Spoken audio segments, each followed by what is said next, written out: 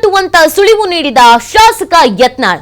ರಾಜ್ಯದಲ್ಲಿ ಜನಾಭಿಪ್ರಾಯ ಸಂಗ್ರಹ ಮಾಡ್ತೇನೆ, ಒಂದು ವೇಳೆ ಹೊಸ ಪಕ್ಷ ಬೇಕು ಅಂದ್ರೆ ಹೊಸ ಪಕ್ಷವನ್ನ ಕಟ್ತೇನೆ. ವಿಜಯಪುರದಲ್ಲಿ ಶಾಸಕ ಬಸನಗೌಡ ಪಾಟೀಲ್ ಯತ್ನಾಳ್ ಈ ಸ್ಟೇಟ್ಮೆಂಟ್ ಕೊಟ್ಟಿದ್ದಾರೆ. ವಿಜಯದಶಮಿ ದಿನ ಹೊಸ ಪಕ್ಷ ಉದಯ ಆಗಲಿದೆ ಅಂತ ಕೂಡ ಇದೇ ಸಂದರ್ಭದಲ್ಲಿ ಹೇಳಿದ್ದಾರೆ. ರಾಜ್ಯದಲ್ಲಿ ನನ್ನ ಬಗ್ಗೆ ಉತ್ತಮ ಅಭಿಪ್ರಾಯ ಇದೆ. ಬೇರೆ ದೇಶದಿಂದಲೂ ಕನ್ನಡಿಗರು ಕರೆ ಮಾಡಿದ್ರು. ಹೊಸ ಪಕ್ಷ ಮಾಡಿದ್ರೆ ಬೆಂಬಲ ನೀಡೋದಾಗಿ ಹೇಳಿದ್ದಾರೆ. ಹೊಸ ಪಕ್ಷ ಕಟ್ತೇನೆ ಅಂತ ಬಸನಗೌಡ ಪಾಟೀಲ್ ಯತ್ನಾಳ್ ಹೇಳಿದ್ದಾರೆ. ನೋಡಿ, ಯತ್ನಾಳ್ ಅವರ ಮುಂದಿನ ನಡೆಯ ಬಗ್ಗೆ ಸಹಜವಾಗಿ ಸಾಕಷ್ಟು ಕುತೂಹಲ ಇತ್ತು. ಏನ್ ಮಾಡಬಹುದು ಅನ್ನೋದ್ರ ಬಗ್ಗೆ ಈಗಾಗಲೇ ಪಕ್ಷದಿಂದ ಉಚ್ಚಾಟನೆ ಮಾಡಿರೋದ್ರಿಂದ ಸಹಜವಾಗಿ 6 ವರ್ಷ ಪಕ್ಷದಲ್ಲಿ ಇರಲ್ಲ ಅಂತಂದ್ರೆ ಅವರ ರಾಜಕೀಯ ಭವಿಷ್ಯ ಏನಾಗಬಹುದು ಅಂತ. ಅವರಿಗೆ ಅಧ್ಯಕ್ಷ ಸ್ಥಾನ ಬೇಕು, ಸಿಎಂ ಆಗಬೇಕು, ಉನ್ನತ ಸ್ಥಾನಮಾನ ಸಿಗಬೇಕು, ಎಲ್ಲ ಆಸೆಗಳು ಬಯಕೆಗಳು ಸದ್ಯ ಇದ್ದೇ ಇದೆ.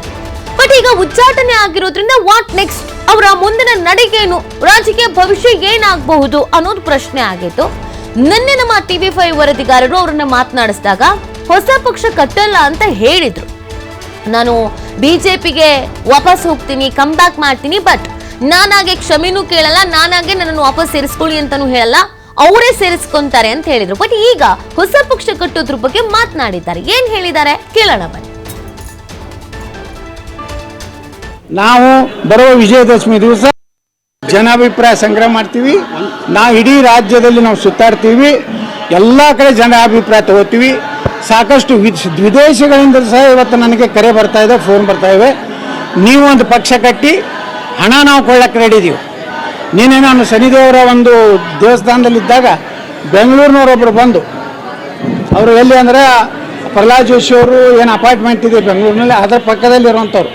ಅವ್ರು ಹೇಳಿದ್ರು, ಯತ್ನಾದ್ರೆ ನೀವು ಒಂದು ಹೊಸ ಪಕ್ಷ ಕಟ್ಟ್ರಿ, ನಾನು ಮೊದಲನೇ 11 ಲಕ್ಷ ರೂಪಾಯಿ ನಿಮಗೆ ಪಕ್ಷ ಕಟ್ಟಲಿಕ್ಕೆ ಕೊಡ್ತೀನಿ ಅಂತ. ಹಿಂಗೆ ದೇಣಿಗೆಯಾಗಿ ಜನ ಕೊಡ್ಕೊಳ್ಳಿಕ್ಕೆ ತಯಾರಾಗ್ತಾ ಇದ್ದಾರೆ.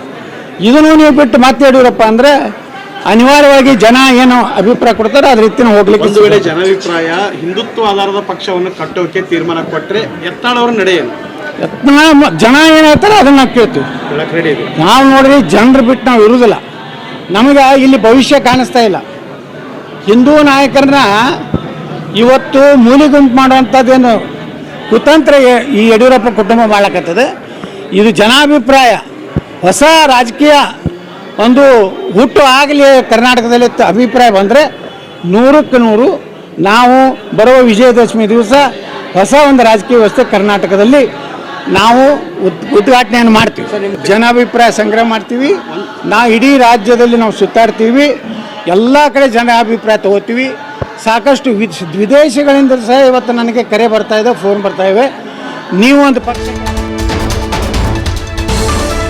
ವಿಜಯೇಂದ್ರ ಬಿಎಸ್ವೈ ವಿರುದ್ಧ ಯತ್ನಾಳ್ ಸಿಡಿಗುಂಡು ಆಗ್ಬಿಟ್ಟಿದ್ದಾರೆ. ಹೈಕಮಾಂಡ್ ವಿಜಯೇಂದ್ರ ಅಂದ್ರೆ ಪಕ್ಷ ಅಧೋಗತಿಗೆ, ನಾನು ಪಕ್ಷ ವಿರೋಧಿ ಚಟುವಟಿಕೆ ಮಾಡಿಲ್ಲ, ನಾನು ಯಡಿಯೂರಪ್ಪ ವಿರೋಧಿ ಅಂತ ಸ್ಪಷ್ಟನೆ ನೀಡಿದ್ದಾರೆ. ವಿಜಯೇಂದ್ರ ಕಾಂಗ್ರೆಸ್ ಜೊತೆಗೆ ಹೊಂದಾಣಿಕೆ ಮಾಡಿಕೊಂಡಿದ್ದಾನೆ. ಮುಂದಿನ ದಿನಗಳಲ್ಲಿ ಪಕ್ಷದಲ್ಲಿ ಬದಲಾವಣೆ ಆಗಲಿದೆ. ಯತ್ನಾಳ್ ಉಚ್ಚಾಟನೆ ಮಾಡಿ ವಿಜಯೇಂದ್ರನನ್ನ ಸಹ ತೆಗೆಯಬಹುದು. ಮುಂದಿನ ದಿನಗಳಲ್ಲಿ ಎಲ್ಲದಕ್ಕೂ ಉತ್ತರ ಸಿಗಲಿದೆ ಅಂತ ಇದೇ ಸಂದರ್ಭದಲ್ಲಿ ಪ್ರತಿಕ್ರಿಯೆ ಕೊಟ್ಟಿದ್ದಾರೆ.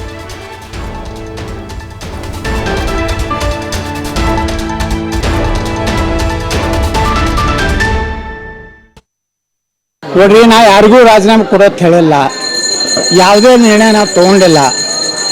ಮುಂದಿನ ರಾಜ್ಯದ ಅಧ್ಯಕ್ಷರು ಏನು ಘೋಷಣೆ ಮಾಡ್ತಾರೆ ಅದರ ಮ್ಯಾಗ ನಮ್ಮ ಮುಂದಿನ ನಿರ್ಣಯ ಆಗ್ತದೆ. ನಾವು ಯಡಿಯೂರಪ್ಪಗೆ ಜ್ಯೋತಿ ಬೀಳ್ತೀವಿ ಅಂದ್ರೆ ಮುಂದೆ ನಾವು ನಿರ್ಣಯ ಬೇರೆ ಮಾಡ್ಬೇಕಾಗ್ತದೆ. ಸರ್, ಈಗ ಅಸಿಸ್ಟಿನ ನೆಪದಲ್ಲಿ ಯತ್ನಾಳ್ ಅವ್ರನ್ನ ಉಚ್ಚಾಟನೆ ಮಾಡಿದ್ರು. ಹಾಗಾದ್ರೆ ಯತ್ನಾಳ್ ಅವರು ನಿಜವಾಗಿ ಅಸಿಸ್ಟ್ ಮಾಡಿದ್ರು? ಯಾರು ಮಾಡಿದ್ದಾರೆ? ಏನೈತೆ? ಪ್ರೂಫ್ ಏನಿದೆ? ನಾ ಭಾರತೀಯ ಜನತಾ ಪಾರ್ಟಿಗೆ ಏನು ಟೀಕೆ ಮಾಡಿಲ್ಲ, ನರೇಂದ್ರ ಮೋದಿಯವ್ರ ಬಗ್ಗೆ ಏನು ಮಾತಾಡಿಲ್ಲ, ಅಮಿತ್ ಶಾ ಅವ್ರ ಬಗ್ಗೆ ಮಾತಾಡಿಲ್ಲ, ಭಾರತೀಯ ಜನತಾ ಪಾರ್ಟಿಯ ತತ್ವ ಸಿದ್ಧಾಂತಗಳ ವಿರುದ್ಧ ನಾ ಮಾತಾಡಿಲ್ಲ, ಅಥವಾ ಭಾರತೀಯ ಜನತಾ ಪಾರ್ಟಿ ಅಧಿಕೃತ ಅಭ್ಯರ್ಥಿ ವಿರುದ್ಧ ರಾಜ್ಯಸಭೆಯಲ್ಲಿ ವಿಧಾನ ಪರಿಷತ್ನಲ್ಲಿ ವೋಟ್ ಹಾಕಿಲ್ಲ.